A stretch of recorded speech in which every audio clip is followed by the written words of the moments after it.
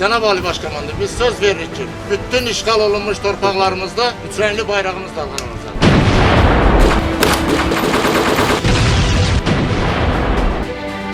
Əziz həmvətənlər, bugün Cəbrayıl şəhəri və Cəbrayıl rayonunun 9 kəndi işğaldan azad edildi. Bu da Cəbrayıl, Cəbrayıl da bizləri. Çək Şəhriyar, çək! Cəbrayıl! Çək Şəhriyar! Aldın Cəbrayıl! Eşq olsun. Cəbrayıl əməliyyatı xüsusi əhəmiyyətə malik idi. Ordumuz, silahlı qüvvələrimiz böyük peşəkarlıq, qəhrəmanlıq göstərmişdir və işğalçıları Cəbrayıl şəhərindən qovmuşdur.